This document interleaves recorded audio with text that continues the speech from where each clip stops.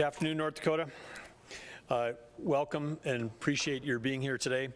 Thank you for investing your time to make sure that you're staying close to the facts and staying close to your family and your community and helping guide North Dakota through this ongoing situation.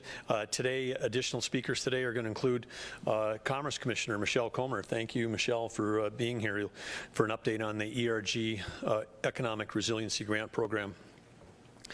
Before we kick into the numbers, thought we just level set. It's really easy sometimes to get caught up in whatever the most recent data might be, but I want to make sure that we're focusing on what we've been focusing on in terms of our strategic goals since the very beginning. First of all, number one, protect the most vulnerable among us.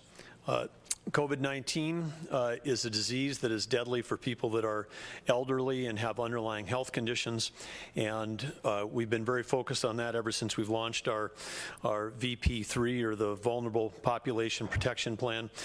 We've been a national leader in the regard of protecting those most vulnerably, and one measure of that, of course, is our fatality rate, which is the 6th lowest in the nation. Number two, since the very beginning, all the way back to March, one of the things that we were working to do was to slow the spread, to make sure that we had adequate hospital capacity, both in terms of beds and equipment, but that also that we had appropriate staffing, and also, of course, by slowing the spread. If you get sick today with COVID, you have a better chance of recovery than you did 6 months ago, because the medical community understands so much better about how to treat the disease with therapeutics. And of course, as we slow the spread, it also gets us closer to the day when there may be a vaccine that would help protect populations from this disease. Number three, so first goal was protect the most vulnerable. Second was ensure we had adequate healthcare capacity. The third was to save lives and livelihoods. And we have, since the very beginning, not just been focusing on physical health, but also mental and behavioral health, which again can be accentuated by challenges through isolation. Economic health, which we know contributes greatly to the factors of well-being.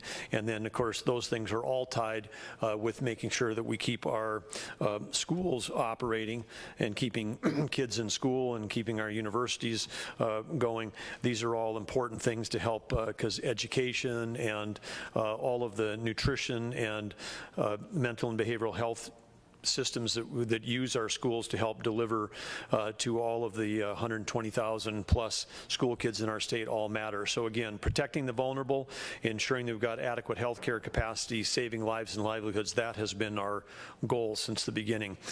We continue to learn more things about COVID, and one of the things that we've all talked about and heard about nationally is the asymptomatic, or people that do not have symptoms can still have the disease. People who do not have symptoms can still be contagious in the sense that they can transmit this disease.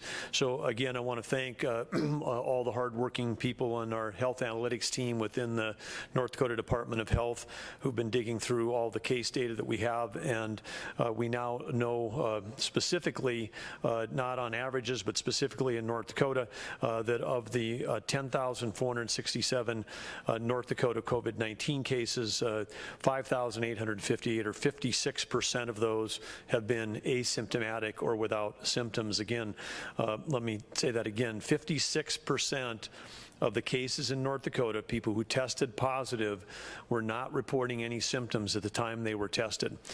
This is why we have, since the very beginning, been trying to build a testing system that allows us to test people who are asymptomatic, but may have concerns or may have knowledge that they were in close contact, for example, of someone who was positive, because we need to track not just those people with symptoms, but those without symptoms, because that's the way we're going to slow the spread. When we take a look at the age breakdown of these enormous cases, 56% of them in North Dakota, 58,058 cases. When we take a look at the age breakdown, we can see here that the The green, the darker green, is people who were symptomatic positives, meaning they had the symptoms like, sore throat or cough or those things that you'd see with an upper respiratory disease. The lighter green underneath is the asymptomatic, or people without symptoms. And while we do have a bell curve of population to consider this as well, but these are just the actual cases. You can see that we've got a significant number of these cases are in the 20 to 29 and the 30 to 39 category there in the middle of the graph. And of course, those are people that are probably also more likely to have transmissible moments, either because of work or occupation or socialization, et cetera. And so again, this is why it's even more important than ever that when we're thinking about whether it's back to school or school starting, that if you've got young people that are highly social, that are asymptomatic, all the more reason that we focus on Mask Up North Dakota, which we announced last week. And of course, again, we're just encouraging people to understand that even if you, obviously, if you've got respiratory symptoms, you should be staying clear of other people. We've said if you're not feeling well, stay home from work and make sure that you're practicing all of good North Dakota SMART guideline practices. But we again are encouraging people that are if you're young and you're healthy and you're heading back to school or university, back to K-12, we're encouraging people to mask up, because this is one way we know that we can absolutely slow the spread in our state. And it's not, masks don't restrict freedom. This is our path to freedom, because this is the way we can keep our schools open, get events going again, get back to all the things that we love in our state. And again, you wear a mask when you're not able to socially distance. There's lots of places in North Dakota where you can socially distance, but if you cannot, that's a good time to mask up. And then let's jump into the numbers, if we could, and take a look at what we're watching again. We've got, over the past week, we've got 1,507 new cases, but we've also had 856 recoveries in the last week. We've also, again, sadly had 8 deaths in the last week. That puts us now at 1,784 active concurrent cases. That's up more than 500 active cases compared to a week ago. A number of this increase, we believe, is due to the efforts that we're making to make sure that we're testing people as we head back into the university system and get those going again in our state. The positive test rate conducted over the past week, 4.1% across all of the North Dakotan tests, so that's 1,507 positives out of 36,367 tests, or the 4.1%. And again, across that, we did test new North Dakotans, 12,592 new North Dakotans, individuals, and 23,755 repeat or serial tests. We now, in total, have now completed 442,896 tests of North Dakotans, and of those, that includes 195,118 unique North Dakotans. And that means that approximately 1 in 4 North Dakotans have had at least one COVID-19 test. And again, we appreciate the efforts of everybody involved in this, because the testing has been one of the reasons why we've had such good numbers and have been be able to manage this in such a strong way throughout the whole pandemic. The state 14-day rolling average, which we also take a look at each of these briefings, is up to 3.7%. And we show also on here counties, Cass County and the Burley-Morton counties, which we've included for some time. Burley-Morton rising slightly to 4.7%, and Cass County, again, with a slight uptick. But when we take a look at the state number as a whole, rising faster than either of these two counties, and that's driven by new positives that are showing up in other parts of the state. But again, it's not going in the right direction when we take a look at the overall positivity rate for North Dakota, but still, again, when we're at this number below 4% on this rolling average, still among the lowest states in the nation. One thing that we want to mention about that rate, that 5% rate, when we do get to an absolute rate, state rate of over 5%, where we're below 4 right now, but if we get above that, that would trigger some other states do have travel advisories for North Dakotans regardless of if you're from a county in North Dakota that's got 0 cases or one that has more than that. But again, in terms of the ability for North Dakotans to continue to if they have to for work or essential travel, to travel, again, collectively, there are some positive things for all of us if we can keep that rate below 5% as a state. In terms of hospitalizations, which again we said one of our top 3 strategic goals that we've had since the beginning, this continues to be managing very well. We're off from the peak that we were a few weeks ago. We're at 53 hospitalizations right now, and again that represents very few of the hospital beds available in the state. And so again, kudos and credit and thank you to all of the great folks that we have, the frontline workers in healthcare. As I mentioned, sadly, we have had 8 deaths over the last 7 days. A woman in her 70s in Burke County, a woman in her 50s in Benson County, a woman in her 60s in Walsh County, a man in his 70s in Rolette County, a man in the 80s in Burley County, a man in the 70s in Rolette County, a woman in her 90s in McIntosh, and a man in his 90s in Morton County. And all of those 8 individuals had underlying health conditions along with COVID. And as always, from the First Lady and myself and Lieutenant Governor Brent Sanford, our hearts go out to the families and friends, because regardless of age or circumstance, it's always an awful thing to lose a parent or a grandparent or a friend or loved one. In terms of the active cases statewide, when we take a look at the map, we now have, of all the 53 counties, we've only got 2 right now which do not have active cases. That'd be Towner up on the Canadian border, and Slope County in southwestern North Dakota are the only 2 that don't have at least 1 active case. We have a number of other counties which are, as you can see on the chart, only have single digits, a number of counties with only 1 case. In terms of those counties with the most number of active cases, just looking at the numerator, not looking at population, but Burley County with 405, Grand Forks moving up in the number 2 spot with 488, and Morton, which of course right across the river from Burley, puts Burley Morton just under 500 cases. With that 499 cases, Burley Morton makes up 28% of all the North Dakota active cases, but it only accounts for 17% of the North Dakota population. So again, any of these areas that you can look on the map with high case counts, if you live in a county that's got 0 or 1 accounts, and then you're traveling, whether it's to shop or visit or heading off to university or seeking health care or whatever it is, if you're traveling to one of our more metro or higher population counties that have higher case counts, again, another reason to mask up, even if you may feel you don't need to do it on your farm or your ranch or wherever you are in rural North Dakota. If you're coming in to these communities to shop, protect yourself and your communities back home. Don't come to one of these areas and then bring COVID back to your community.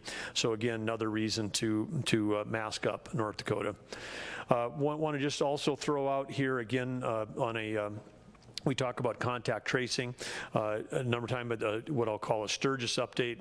We know that a lot of people really look forward to participating in that great event in our neighbor to the south in South Dakota every year, and we do know both by observation and by data traffic numbers that there are thousands of people that travel through North Dakota, perhaps across I-94 and down Highway 85 to get to the Black Hills. So far, the North Dakota Department of Health has reported through contact tracing 21 cases, positive cases in the last week that were linked to the Sturgis motorcycle rally. And if you attended the event, we highly encourage you to monitor your symptoms closely and to get tested at a local testing event. And testing events, of course, can be found at health.nd.gov/testnd. And when we take a look at these, this is what I'll call it a mega event. I think it was estimated there was over 250,000 folks that were there, and there is some indication that the spread from that is heading out, nationwide, because people came from around the nation, then went back home again. But the ramifications of those events typically now seem to be showing up 14 to 21 days after the event, once the person has acquired it. So again, as we've said all along, if you have an opportunity to avoid large crowds, or if you're in larger gatherings, keep your distance within those larger gatherings, and again, help reduce the chance that you're going to come into contact with someone who may have COVID. I want to also talk a little bit about the risk levels. Because at current course and direction, active cases, positive cases continuing to rise, that would mean that we'd be heading towards a yellow risk level. We're not making any changes today to the risk levels, so we remain where we are statewide, but we are going to be working with local officials in several counties about potential moves to yellow next week. We talked about doing this on a county by county versus a statewide basis. You saw from the earlier map that the distribution of cases goes from none to almost none to hundreds, depending on which counties you're in. Those counties tend to be those counties with high counts, high active counts, tend to have higher population density, like Burley Morton, like Stark, like Ward, like Grand Forks or Cass.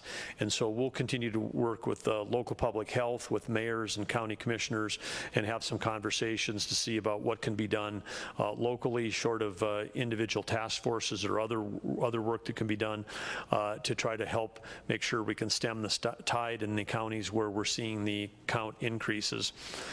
We've also learned a lot since last spring. We established 11 gating criteria that were part of this color scheme for rating risk levels. We are going to be reviewing those.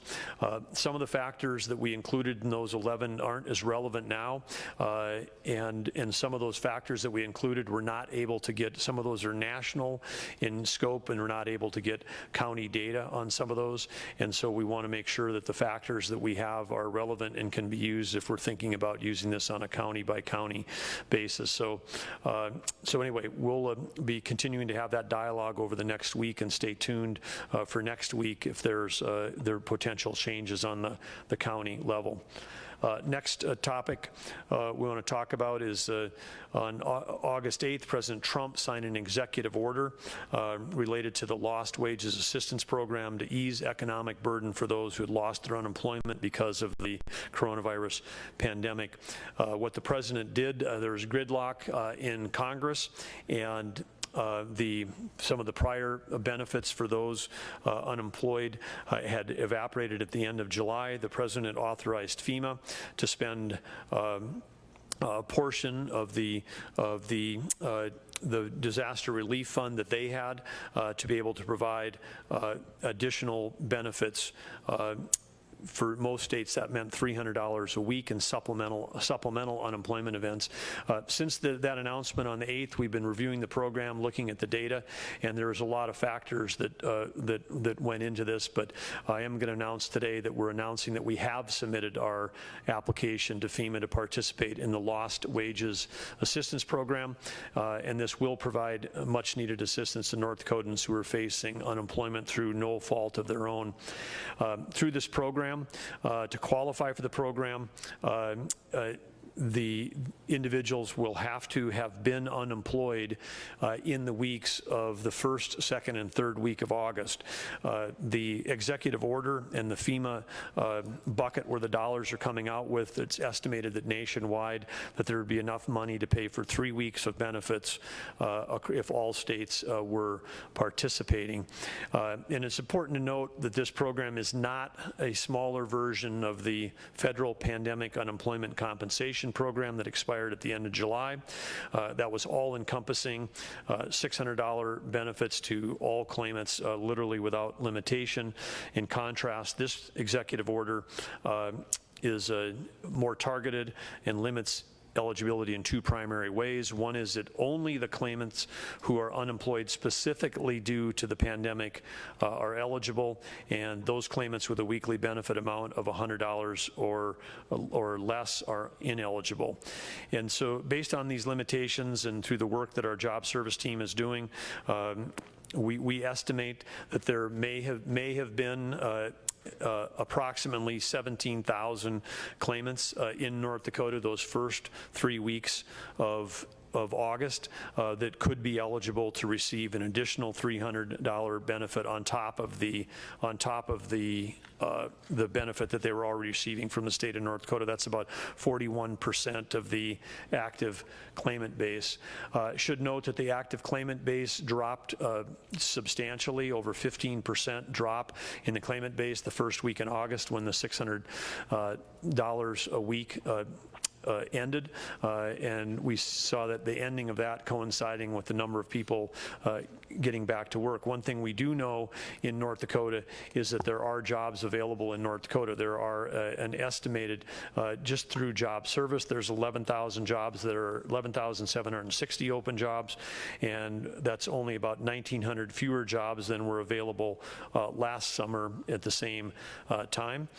We're seeing the number of job listings steadily increase. We still need a strong workforce to fill those jobs. And as we also know that companies that if they have an opening, if they have, say they need to hire 10 nurses, they might only post one job opening for a nurse, and when it's filled, they just leave the posting out there. We do believe that the job service underestimates the jobs available in North Dakota. Prior to pandemic, was a pretty solid estimate that it underestimated by a factor of 3, that there was over 30,000 jobs available in the state from surveying employers. Now we think it's at least 2x, and so there's likely as many as 22,000 jobs available in North Dakota today. I want to again talk about how this is different than the other one. When in the $600 program, which was paid out over many months, North Dakota distributed almost over $400 million in that program. This 3-week period for just those that are eligible will be about a $15 million program, so still important to those individuals, but very different in size and scale in terms of programs and in terms of stimulus. Again, the most important distinction here is that to be eligible for this, the lost wages assistance, workers have to self-certify that they were unemployed or partially unemployed due to disruptions caused by COVID-19 as part of the initial unemployment insurance claims that they had already made. And because it's retroactive, we know that it's not incentivizing workers to stay on the sidelines now. And if you aren't on unemployment today, applying today does not qualify you for this, because this goes back to people for the first 3 weeks in August who are unemployed due to COVID. And we've talked all along about saving lives and livelihoods. Restoring a strong workforce is an important part of this. We are grateful to President Trump for taking action to create this program and provide immediate relief as Congress continues to be in gridlock about any agreement on further coronavirus relief. And the other thing that I say again, when we didn't take this decision lightly, there's many factors to balance. First of all is that we're very thankful that North Dakota has one of the strongest unemployment programs in the nation. North Dakota's average weekly benefit is the 4th highest in the nation at $474. Compare that to some states, Mississippi, Louisiana, Alabama, where the average wage was $211, $215, or $231. And so when they were adding the $300, it was getting them up, barely ahead of where we were without it. And again, as a state, in addition to the $408 million from that came from the federal program, all totaled, we've paid out more than $730 million in unemployment benefits to 81,000 individuals during the pandemic. And again, this is again one of the strongest and most beneficial programs in the country, even without the federal assistance. Our unemployment rate in July was the 8th lowest in the nation at 6.6%, and our recovery, continues to move forward here in North Dakota. We submitted the application to FEMA today. There is a number of programming changes that will have to be made. We anticipate that we'll get quick approval from the White House, and we anticipate that the lost wages payments could be going out by mid-September after we make a number of computing changes. And again, they'd be going out to people that were already unemployed during the first 3 weeks in August. Next up is a CARE-19 alert update. Last week we announced the new CARE-19 alert app. It's been a couple weeks since this, but as we say, add your phone to the COVID fight and help North Dakota stop COVID-19. The CARE-19 alert and CARE-19 diary are two separate apps. Both of them can be found either at the Apple Store or on on Android, and you can find those and download those applications. Both of them ensure your privacy. One uses GPS, one uses Bluetooth, and this is again completely confidential.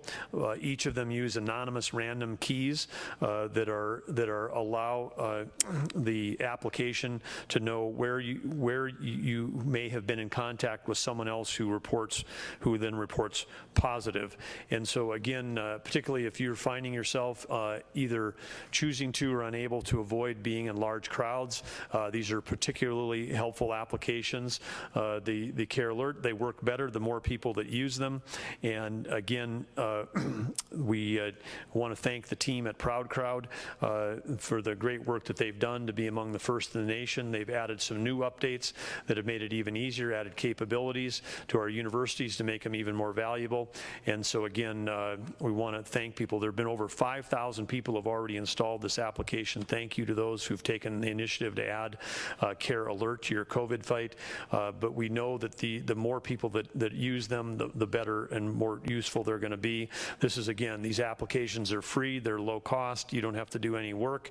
And again, this helps you know your status of who you've been in contact with. And certainly if you do become positive and are contacted by a contact tracer, the CARE-19 is really a tool for you. Again, you control all of that data, but you can use it to help you remember where you might have been and who you might have come in contact with. So again, download CARE-19 Diary and CARE-19 Alert and turn them on if you haven't. And again, thank you if you are. Next topic has to do with a quick public service announcement about the census.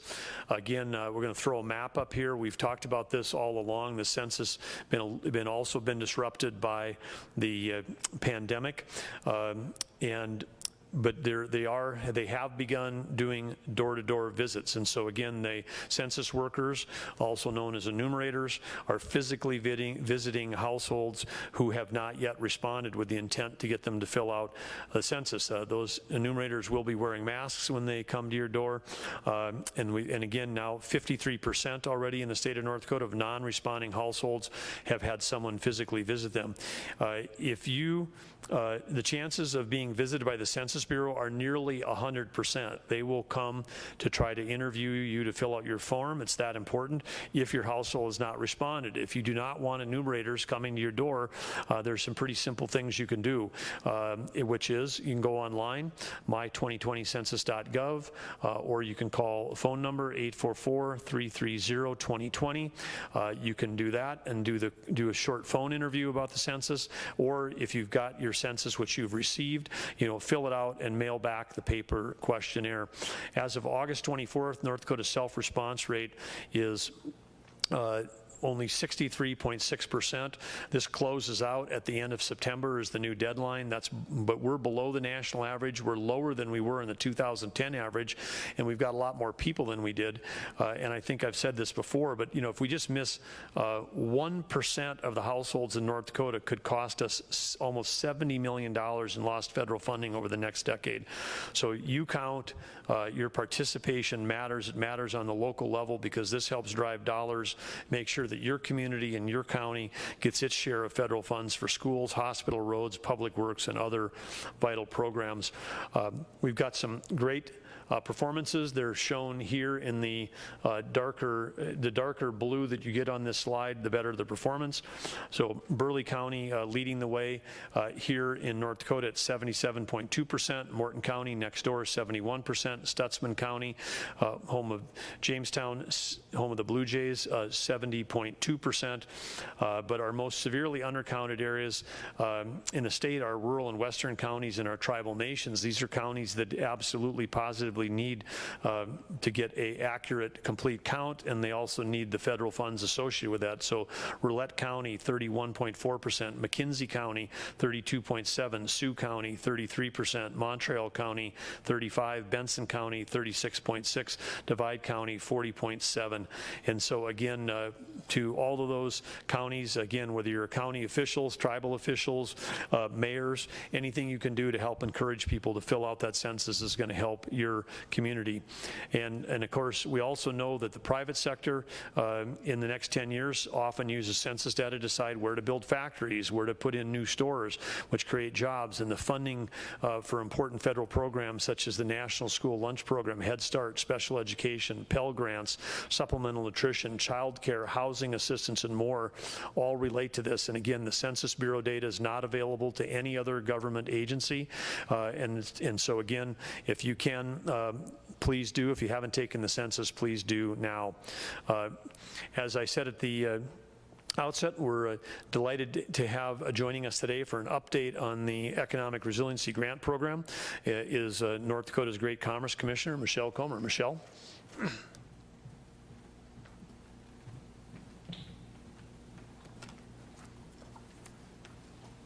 Thank you, Governor Burgum.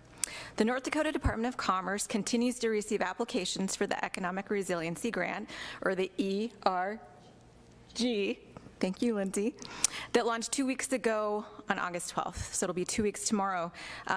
Commerce's Economic Resiliency Grants provide funding to businesses to make infection control improvements in order to reduce the spread of infection and inspire customer confidence to return to the marketplace safely. The Commerce team is working diligently to get funds into the hands of North Dakota businesses to implement these improvements.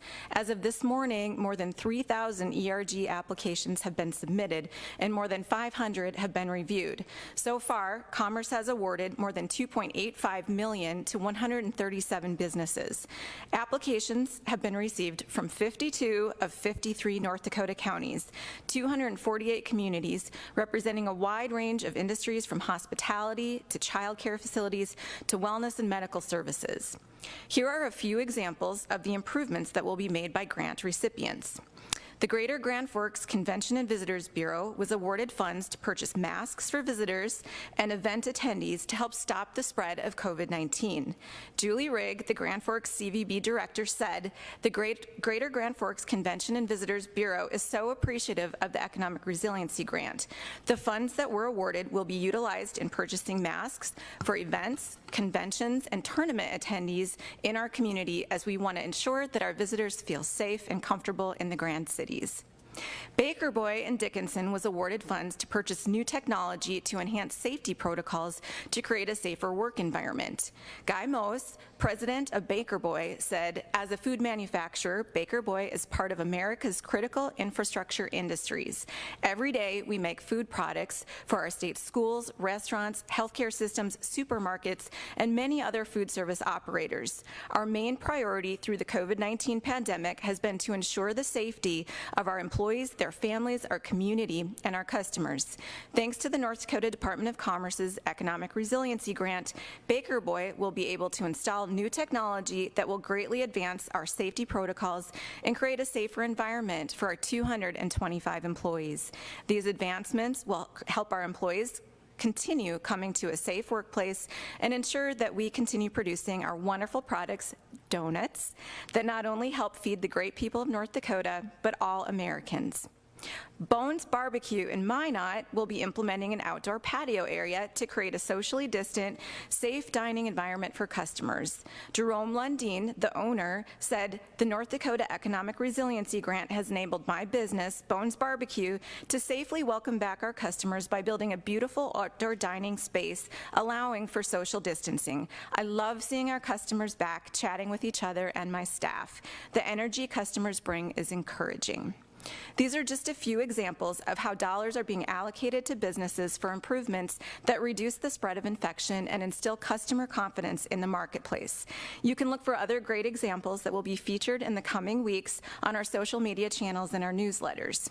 The ERG application window will remain open until August 28th for the first round of funding. This is a reminder that grants will be awarded for up to $50,000 per eligible business or up to $100,000 for eligible businesses with multiple locations. Also, if you have not already applied, be aware of some of the most common reasons for denial. Remembering that the spirit and intent of the grant is to reduce the spread of infection in order to inspire customer confidence to return to the marketplace, we have rejected applications where the applicant has not demonstrated that it has a marketplace. In other words, a business setting where customers purchase goods or services for money. Examples of businesses that lack a marketplace under this definition would include an office environment without a customer presence, like a call center, or a company that doesn't interact with a customer, like a roofing company.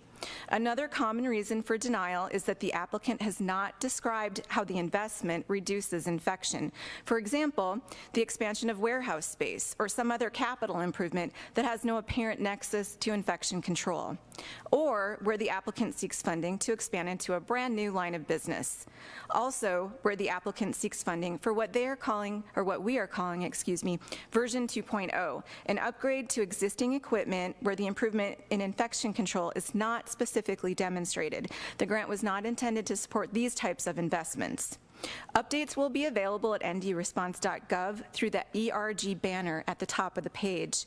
You can look forward to more examples for uses, as I said, of the ERG through the Commerce Department's social media channels and through our newsletter. Thank you.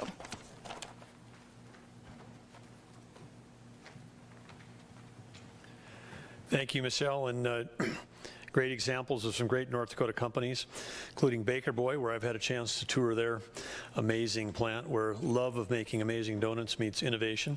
If you ever get a chance to make that tour, get a chance to do that. And great donuts at the end of the tour. Moving on to our next topic.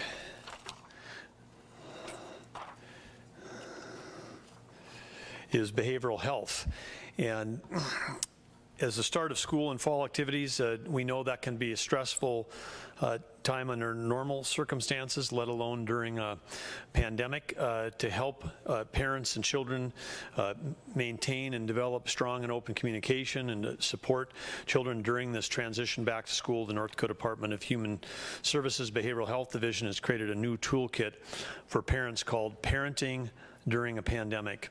The new Parents Lead resource touches on a variety of topics, including how to support children going back to school, whether they're going a few days a week or participating in distance learning, balancing teleworking with children at home, supporting a child when they're grieving the loss of activities, knowing when a child is ready to stay home alone, age-specific ideas on supporting children impacted by COVID-19, and more. And of course, this new resource can be found at parentslead.org/COVID-19.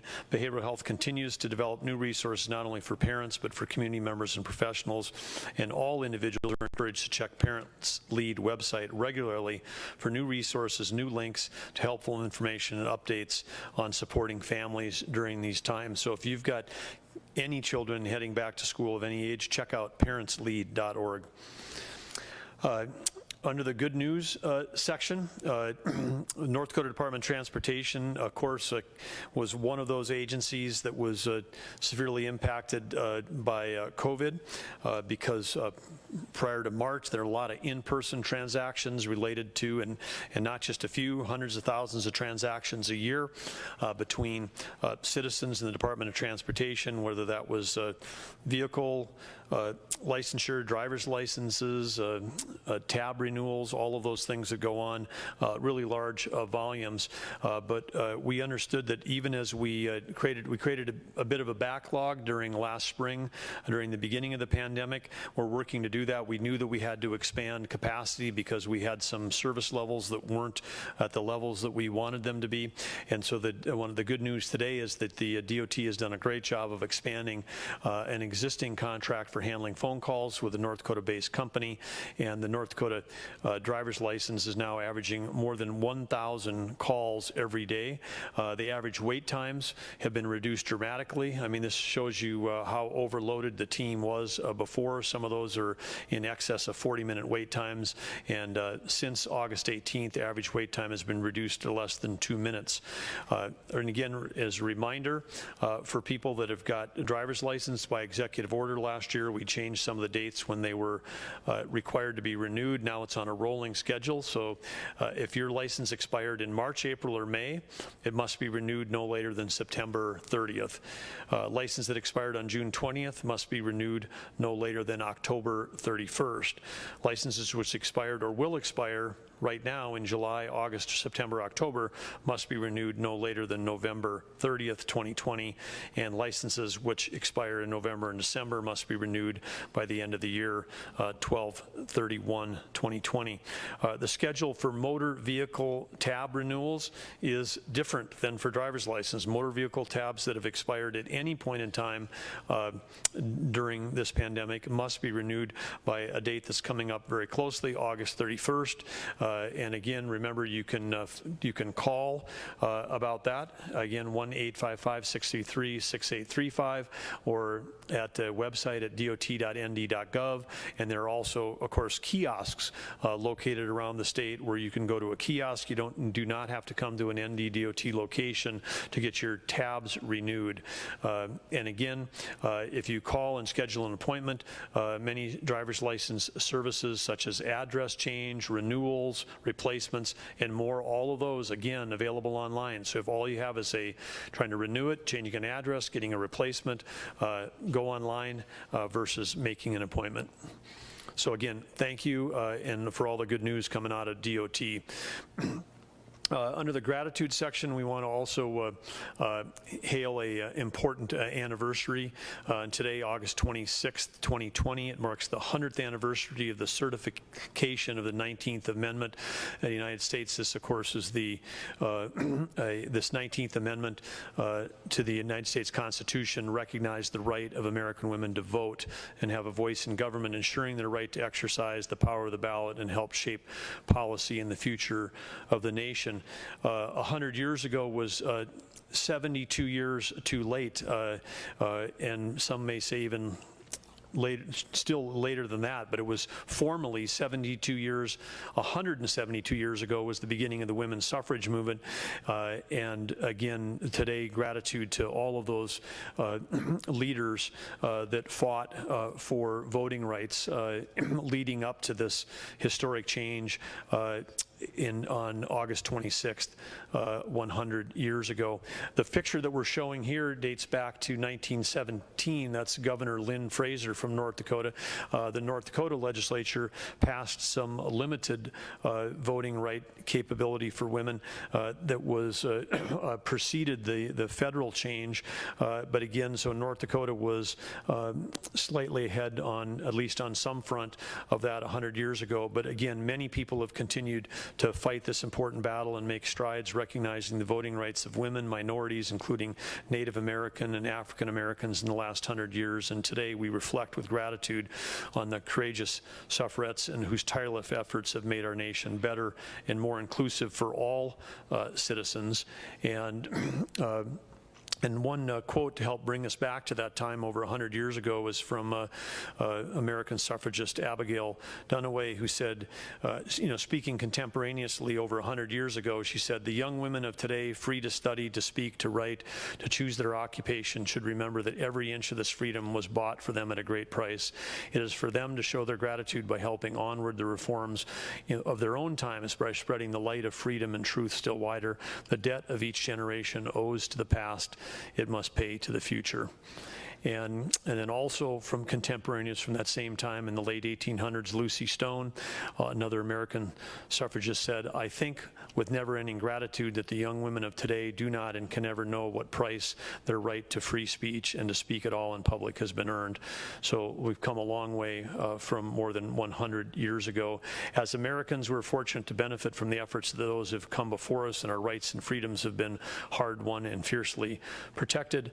I want to also give a personal shout out to my great-grandmother and many other people's great-grandmother, but Linda Slaughter, one of North Dakota's early pioneers, who was also an early suffragist and spent a lot of time in correspondence with people including Susan B. Anthony and trying to drive voting rights in North Dakota, even up at the time of its statehood. They were fighting for it to be included in 1889, but they got it done in 1917. So anyway, we're grateful to all of these incredible women and men who've come before us and for the legacy they've left, and America has a responsibility to continue working to create a better nation for those that come after us as we go forward. With that, we'll conclude the formal remarks portion of our press briefing. We intend to be back here next Wednesday at 3:30 p.m. for our next briefing. We'll stand now for questions. We have with us today Brian Klipfel is here from Job Service if there are any more detailed questions about lost wages. And then Michelle Comer is also here to talk about the ERG grants. And as I put in a press release earlier this week, my extreme and deep gratitude for Michelle and her leadership the last three and a half years of numerous state agencies, including Commerce, but any questions about her return to the private sector, she's going to be available after we conclude remarks, and people can talk to Michelle separately, and we'll stay focused here on this briefing on coronavirus and ERG and the announcements we've made today. And I wasn't looking down to see who got first. Jacob's pointing at Jack. You were first up, so Jack, first question. I'd like to drill down a bit on changing risk levels. You said you're not doing this today, but potential moves to yellow next week. Could you expound on what counties you'll be visiting with? And is that definite that next week some counties will be moving to a different risk level?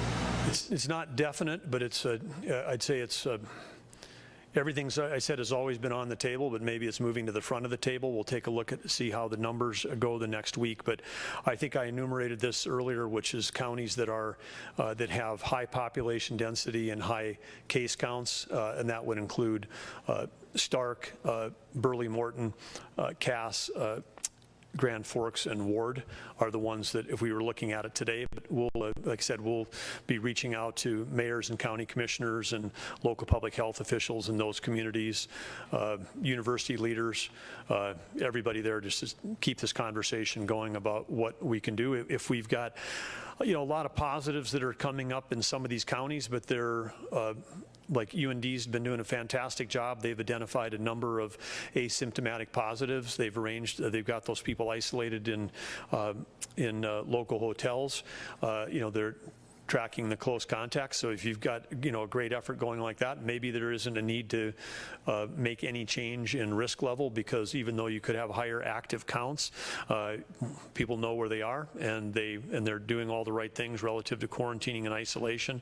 And so again, we're going to want to apply very targeted and very local decision making as we think about changing any risk levels.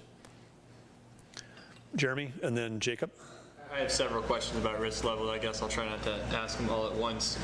I guess if you change it at a county level, what would be the functional change for those counties? What restrictions or recommendations would change in those cases? Well, in the guidance which is still out there, so everybody can go read it on the risk levels, is there's changes in, and again, these are all guidelines, not mandates, and they're not sort of legally enforceable. This is just guidance, if you will, but the guidance would include density of seating at restaurants, group size, all the things we talked about last spring. But we want to take a closer look at that. in terms of we said we want to review all these guidelines, make sense. Some other states, when they saw their numbers increasing this summer, for example, closed high-density bar service where there weren't tables, where you say you've got a bunch of people standing at a bar, but they kept the restaurant portions open. And again, that's more of the scalpel versus the sledgehammer approach, because again, we're trying to reduce transmissible moments where they might occur within the populations or the age groups that might be most likely. And again, as we said today, with 56% asymptomatic, it's and lots of people in that 20 to 29 age group, it's pretty easy to start bringing your focus back around and understanding why in other states, when they cut down activity around crowded bars, that caused a drop in transmission. I'll ask one follow-up here. I believe it was you or somebody from your office who said you'd like to keep the state all on the same risk level. I guess why the change of heart here potentially in changing one county or two counties? Well, we have said that would be our preference, but at the same time, throughout, we've said if need be, we would we would make the changes on a county level. And I think, again, when you see the extreme differential that we have in North Dakota, again, I mean, Burley Morton, 500 cases, and then I can name, 5 other counties together that don't have 5 cases. And to the degree that we might be considered to be sort of economically penalizing businesses with guidelines to cause them to restrict their business when there isn't really a risk of community spread in their communities or very limited risk, then again, we're trying to be thoughtful about balancing all of these different objectives. Okay, Jacob? Governor, going off of that, the increase in positive cases and increase in positive rate, been going on for a little while, nothing new. What was the tipping point? Was it a tipping point in data, tipping point in people recommending a change in the threat level? What changed last week to this week? Well, I don't think anything's really changed. I mean, I think have been watching closely, and I think the thing that we're watching closely this way is trying to really understand what the impact of the testing related to back to university was going to do, and I think that we've seen some of that impact in the numbers this week, and so we're as we get through that, I mean, again, there's this initial surge, if you will, of back to school testing. So we want to take another week, take a look at it, but I wouldn't say that anything's really changed dramatically. We're just, again, we feel good about where we are, but we don't like necessarily the direction we're going. And so, again, we want to, again, encourage North Dakotans not to be complacent right now. This is a time for us to be proactive, because we have an opportunity to get everybody back to school, keep our businesses open, keep everything going. We have a chance to do that, but it's going to really require that people take seriously the North Dakota SMART guidelines. It's an important thing, because we know that these are low cost, and if you're a fiscal conservative, keeping a distance and wearing a mask are basically free activities that help save our economy, save our schools, help our school children, and so again, we're asking everybody to do their part to help slow the spread. Okay, I'm going to go to online and then to Lane. Jean Shemp, Hometown Radio Group. When you first implemented the North Dakota Smart Restart Plan, restrictions for businesses and large gatherings were mandated, but a few days later those mandates changed to guidelines that may or may not be followed today.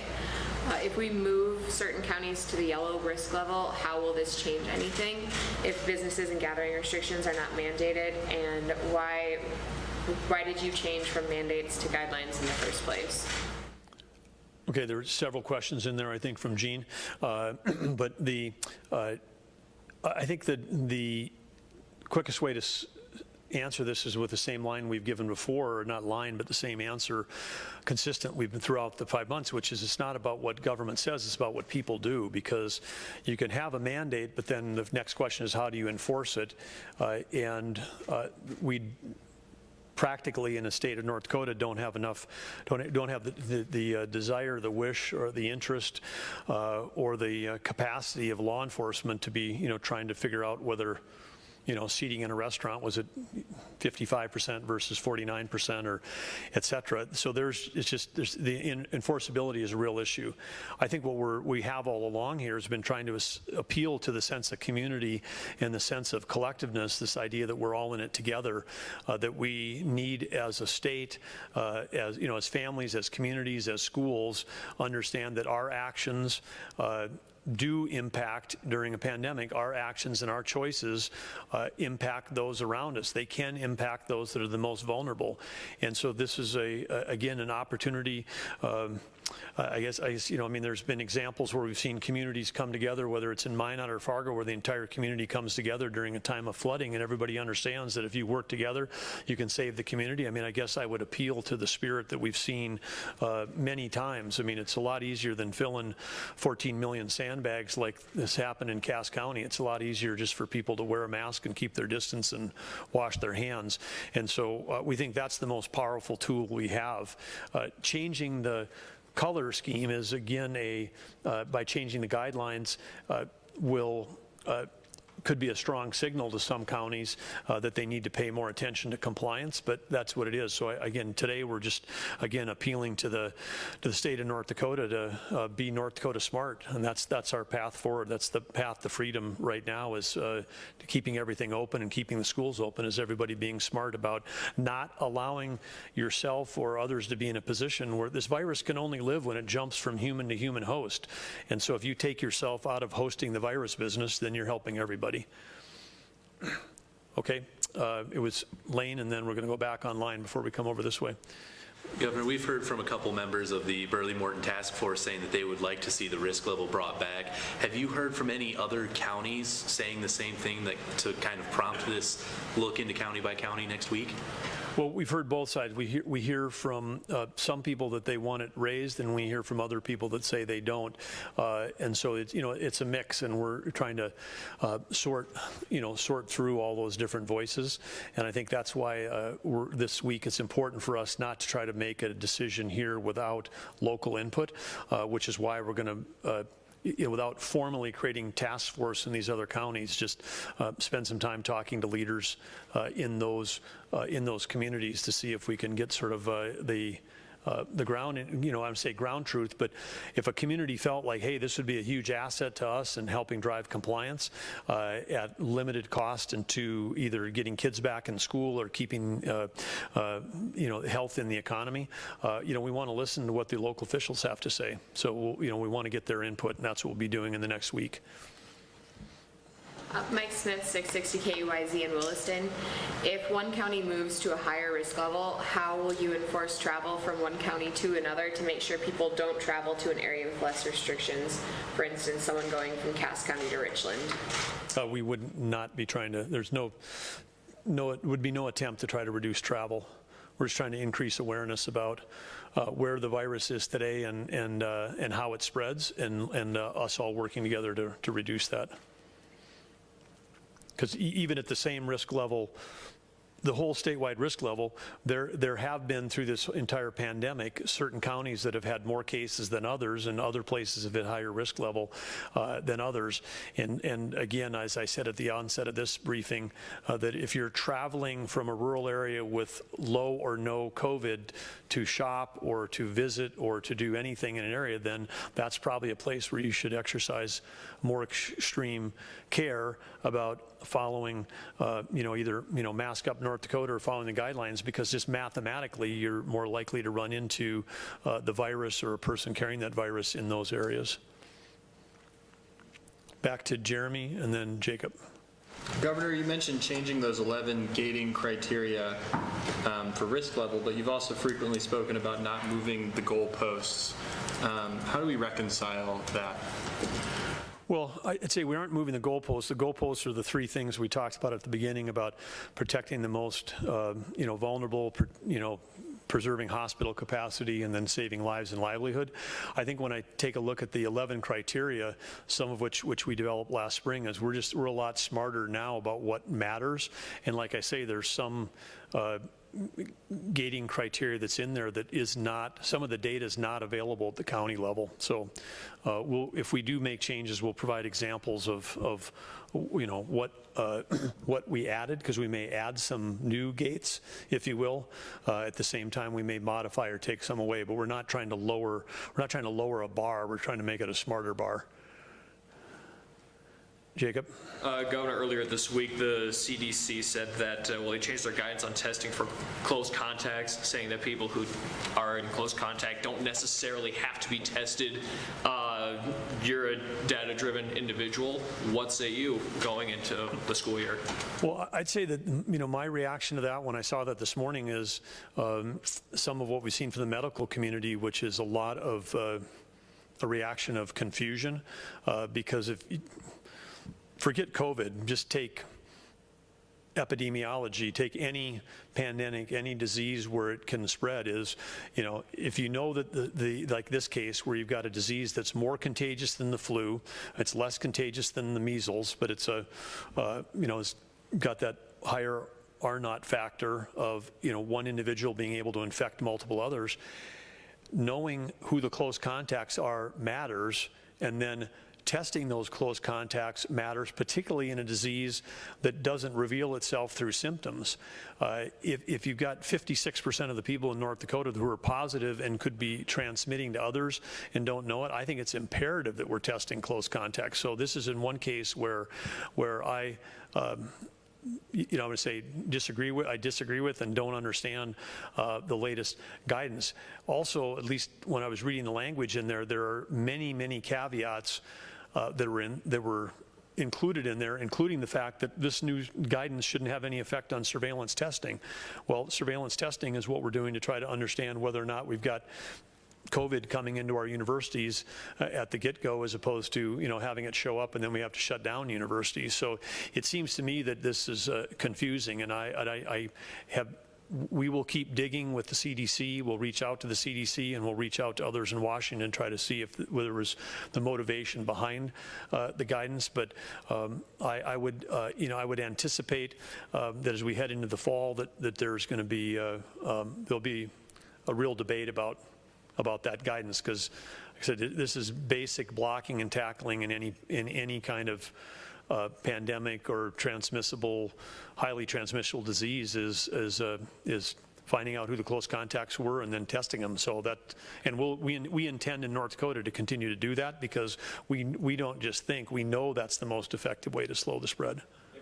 You said you're going to be reaching out to the CDC about this kind of thing. Do you see this kind of national tone affecting the state's ability to continue to expand testing efforts?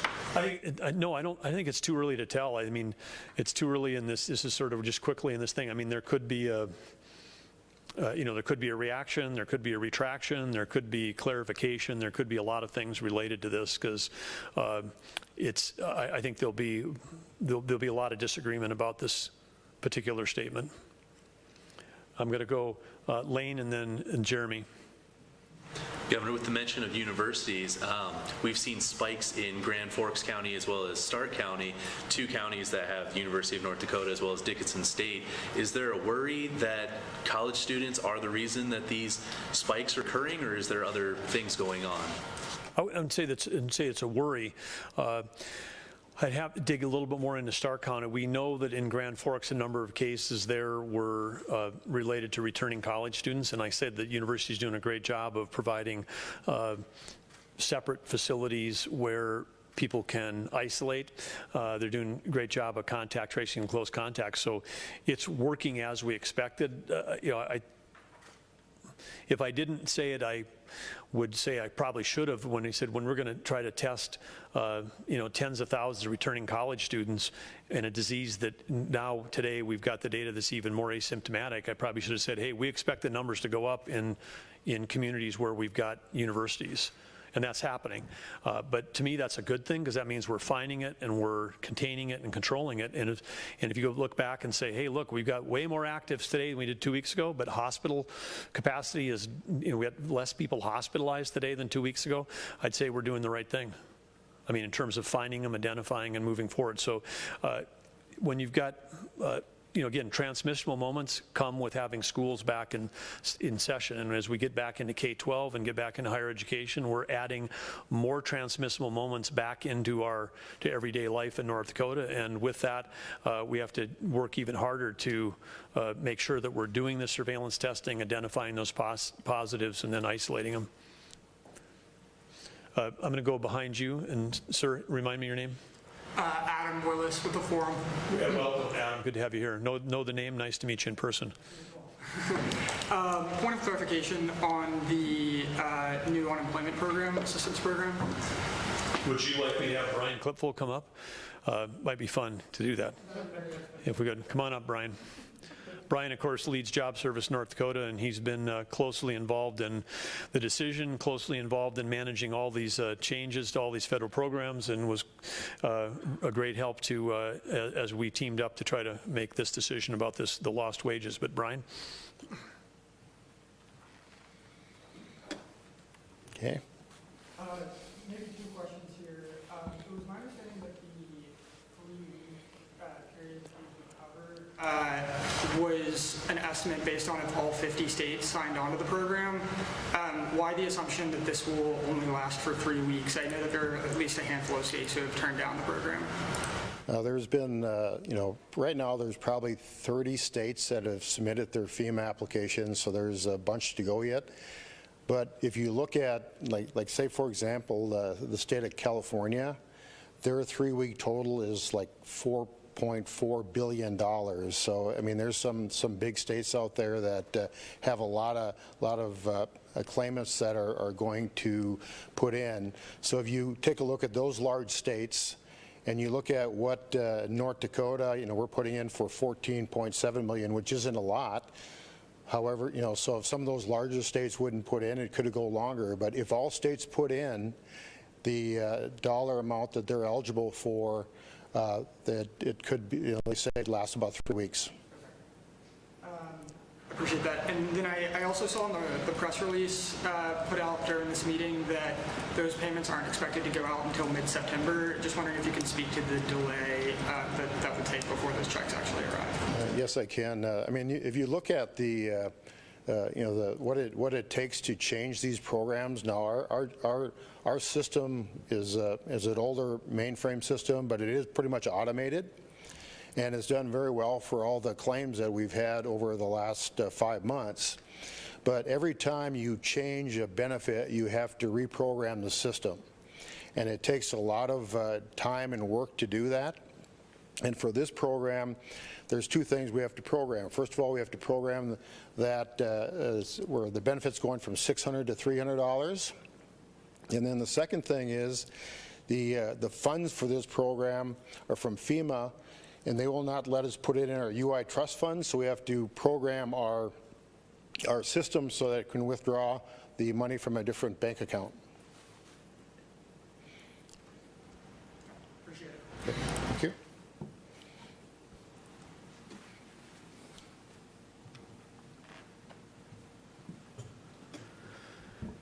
And just for the IT guys, I'll throw in a little more complexity. Brian is giving you the top level, but the $600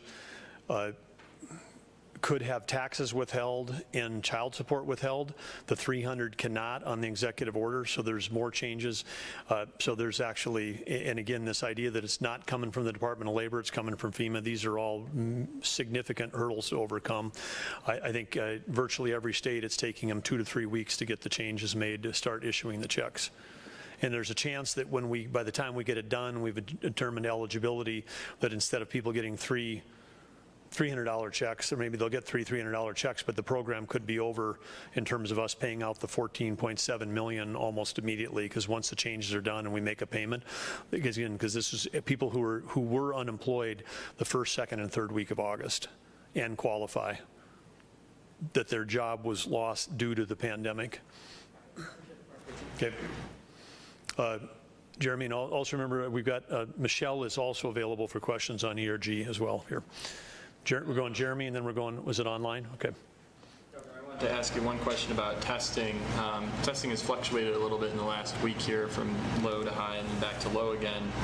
But the average is around 5,000 as it was about a month ago. I'm just wondering overall, why hasn't testing increased the way maybe you expected it to with school starting up around now? Well, the answer there is a good question and a relatively simple answer. When we knew that we had max capacity in the lab and we anticipated the surge of back to school, and we were anticipating by this time to have tested about 28,000 college students, or not necessarily by today, but soon. We're behind on testing college students. We've only tested about 13,000 college students. We made a decision to take what was in some cases 1,000 or more tests a day that were going on long-term care, to move those out of the state lab to MACO, which was a national lab, which again had the capability of having a great website. I mean, we lost some time because we have to transport them, out of state to North Carolina, but we gained some time because once they were done with their test, they could post them, and a facility administrator in long-term care could see all the tests in their facility at one time. So we made a decision to do that. So we moved those out, and then anticipating that we would use up all the capacity in the state lab for the higher education return, and our demand for those tests, execution against those tests, was below what we expected it to be. So we had some, for the first time in a long time, some excess capacity in the state lab. We had a meeting earlier today. We're going to make some adjustments. We'll be moving some of the long-term care back. We're going to work on programs, think about how do we get more higher education testing done, because we want to keep driving that testing number up. And of course, that'll be part of the conversation that we have with these counties is hey, we've got extra capacity right now. Can we do more surveillance testing or more targeted testing in your communities to help slow the spread? I would also say too that we were also on that march towards more testing. There were 2 more machines that arrived last week that were set up this week, which are coming online, and these are 2 more of the Abbott M2000 machines, which is, there's 2 major platforms, the Thermo Fisher and Abbott. I mean, the lab people would say it's good for us to spread our risk in terms of supply chain across 2 major manufacturers, but that's going to be a net gain of 1 because we had rented, we had on a lease of one M2000 machine that's going to go back, and then 2 that have been purchased. And so then we'll be net 1 up, but we're again continue to gain in our capacity in terms of being able to process here at the state lab. And then I would also say too, the state lab's been doing a lot of work. I mentioned here several weeks ago about that we were going to try to condense the amount of cycle time from the time a swab was taken to when we had a result, and we're making substantial progress there and sort of cutting out things that might have slowed down processes or automating those. And we did have some positive feedback from universities where we were getting we're getting responses back in some cases in 36 hours back to people from when they got tested as part of the university. So that's good, but we need to get there because, again, a test is more valuable. A positive test is more valuable if people can find out about it sooner. And so it's not just how many tests we're doing, but the quality and the speed with which we're doing it. So the team continues to work really hard on that front. And again, our lab here is doing, if you look across the whole FEMA 8 region, close to 50% of the tests in the FEMA 8 region that have been done in state-owned labs have happened in North Dakota. 11% of the tests done in state-owned labs in the nation have been done in North Dakota. We're a state that does not have a commercial lab of our own, and we didn't have university labs. So again, there's a remarkable success story here that we were able to have this like 30-fold increase in capacity here in a short amount of time, and doing it the quality they're doing. So again, kudos to National Guard and the lab team and everybody that's continues to work 7 by 24. I mean, that means 7 by 24. There's 3 shifts working there around the clock, 7 days a week. But as you noted, we had a little dip in our testing, and we're going to make sure that doesn't happen going forward. Okay, online and then Lane. Sydney Mook with the Grand Forks Herald. How did the universities get behind on testing, and what is being done to ensure students do get tested?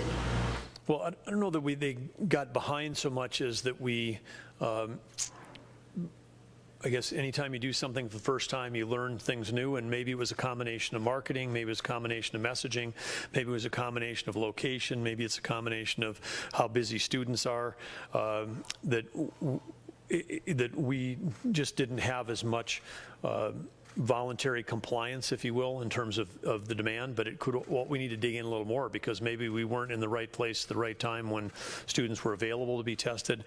We think it could be partly the type of testing. So one of the things we are also all looking at is, I mean, anybody that's had the test where they the nasal pharyngeal is the word. Other people might call it, tickle your brain test because it feels like it's going so far back up into your head. But I think if we can get to a saliva or a nasal swab test, which again, those can be coming this fall, I mean, we might have more willingness for people to get tested or tested quickly if we are able to do that. We're also continuing to work with the universities to get testing labs set up there. NDSU and the lab there that's been part of the vet lab is being converted over. They've got a great, beautiful new facility that'll all be up and running and certified that can be used for the surveillance testing. So we'll also hopefully improve some access to sort of the physical closeness to labs for UND and NDSU students, and also, any students on the eastern part of the state. So it's just a problem we're going to continue to keep working. But we learned that planning on them showing up and them showing up are two different things, and so we got some more work to do. Lane? When Vern Dosh was here, he had mentioned that contact tracing had slowed a little bit because of the rising cases and all kinds of things. Aside from university students returning, we have K through 12 students going back to school either next week or already maybe even into week 2. Is that going to cause even further problems with contact tracing? If there's a concern in your question, I share your concern, Lane. And as recently as a couple hours ago, we were talking about, do we need to set up specific teams related to K-12 contact tracing and higher ed contact tracing, or do we need to provide more resources to those communities? And I know that I think the answer is going to be yes. We've known all along that contact tracing is, well, we've been able to bring automation in terms of the back end, in terms of an IT system to be able to record that information and track it. It still involves people interviewing people one-on-one over the phone. It involves people trying to recall from memory where they've been. And so it's largely at its heart, there's still a manual human interaction process that we just, for right now, we don't have any better way to do that than to throw more manpower at it. But of course, there is a better way. That'd be, Care-19 diary, which would help people be more certain in their memory. Care-19 alert, which would allow us to automatically alert people when they've been in contact with people who've been positive. And I say we, meaning not we, because we wouldn't be sending out the alerts. When someone is positive and they're using Care-19 alert, if they choose to, they can switch their phone to say, I've tested for positive. It automatically and anonymously notifies any phone that's been close to them. That's, to me, if I was a college kid going to college parties, I would absolutely have Care-19 alert on, and I would, be encouraging everybody in my pod that I hung out with to have it on as well, because I'd say, hey, let's make sure that if somebody gets it, we all, we all know, who's been positive, and then you get the automatic anonymous alerts. I mean, it's just, I would, in my job today, it's important that I know my status, but if you're anybody, if you're a parent, if you're a college student, I think knowing your status matters. And in asymptomatic disease, a lot of people may say, I feel fine, but it doesn't mean that they actually know their status. So in addition to contact tracing, technology can really be an aid there, those two things. But in the meantime, while people are downloading the app, we'll be looking at whether we need to add more contact tracers, particularly in the communities where we're seeing the increasing rates go up. Online. Scott Hennon, WZFG, KFYR Radio. The previous federal bonus for the unemployed made it more difficult for businesses to hire needed labor. You were critical of the policy, citing what the hourly rate would be with the bonus. Isn't this another hardship for businesses, and why has your previous opposition changed? Well, for Scott, two reasons. One is the small nature of this, small relative to the not just 600 to 300, but 300 for 3 weeks, and the fact that it's retroactive. So the fact that we're going to go back and put what would be the equivalent of $7.50 an hour as a supplemental piece on top of what someone would have been paid if they were unemployed the first week in August, the second week in August, or the third week in August, and if and only if they were unemployed due to the fact that their job loss was related directly to the pandemic. If those two things have to be in place, and so we'll make that payment for those people that had lost jobs due to the pandemic. We make it retroactively. It's not going to keep anybody on the sidelines looking for employment in September going forward. And so that's why we got there. I'm still highly critical of the in ways the 600 was deployed because again it was 600 for the whole country, and as I pointed out here, some other states unemployment was as low as $211 a week. North Dakota, our average is $474. The high is $640. I mean, we had people that were getting $1,240 a week, with that 600. That's a real incentive to stay on the sidelines. And so we are. This is a very different thing. It's retroactive. It's only going to hit a few number of people, and they have to have already been unemployed due to the pandemic. So we'll see what Congress comes up with next. But this was a way for us to help people who, on no fault of their own, had lost their job. But we again want to reiterate that there are likely 22,000 or more jobs available in North Dakota, and good paying jobs, and encourage people to get their careers going again. Okay, other questions? Got Lane? Nobody's bugged you about masks, so I guess it's my turn this week. Last month, the state of Ohio, that has a larger population than North Dakota, issued a mask mandate, and they've seen a 31% decrease in the past 7 day, or in their 7-day average. Any thoughts on that? Well, masks work, and so again, we've launched the Mask Up North Dakota. We encourage people to think about this not only for themselves, but for those most vulnerable. And again, I know that in our state there's that somehow masks have become political. And again, I just want to say, as quote the President of the United States, who said wearing a mask is patriotic. And I think that if you care about getting unemployment down, if you care about getting kids back in school, if you care about the economy going, if you care about the U.S. Economy returning to its previous strength that it was back in March, one of the things that you can do is wear a mask. And so I don't see these things as being opposed to each other. Like I said, I see mask wearing as a path towards fast recovery, and a path towards the freedom that we all love and cherish here in North Dakota. I don't see them as incongruent, but again, we think the best way to get there is by people coming to the realization that they can do their part by wearing one, because again, it's what people do. It's not what government says, and we'd love to have people, join in the fight to help. Just like everybody jumped in and helped sandbag, everybody can jump in and wear a mask. Forum Fargo-Moorhead.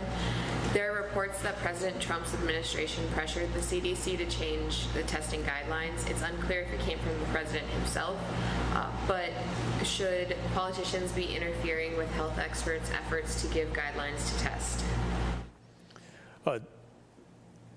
The first part of that I can't comment on, because I have no basis of knowing what went into or didn't go into the CDC recommendation. But I think, as we talked a little bit about last week, which is there at some level, elected leaders, all the responsibility rolls up to an elected leader to balance all of the benefits. Because when we talk about sometimes the word health expert has been used during the pandemic, and anyone who is a health expert will also acknowledge that that health is directly tied to the social determinants in life, of whether, do you have housing, do you have a job, do you have income, do you have a good place to work, are you able to work because your kids are in school? And so I think it's important for elected leaders to be looking holistically at solutions and balancing all the trade-offs, the mental and behavioral health versus the physical health. This is sometimes framed as jobs versus health, but it's health versus health. And I think the elected leaders in each state's got different demographics, different situations, different levels of unemployment pre-pandemic, different levels of unemployment insurance they were paying. I mean, it really varies. I mean, one of the great things about the United States is we've got 50 platforms for innovation, and I don't, want to be second guessing other governors, but we do, as a state, the CDC can provide guidance, but we as a state get to make the decisions. It's one of the beautiful things about us, and we'll continue to make decisions which are best for the state of North Dakota here in North Dakota. I think that brings us to the end. Always been great, as always, the live audience, the online audience, everybody that's here, and to those of you that have tuned in, thank you for all of your attention and time. Thanks for doing everything to help keep North Dakota moving forward. And as I said earlier, and likely Brian too, if there's Brian or Michelle could be available afterwards here for offline questions or clarity if need be. But thank you all for being here. That ends today's conference.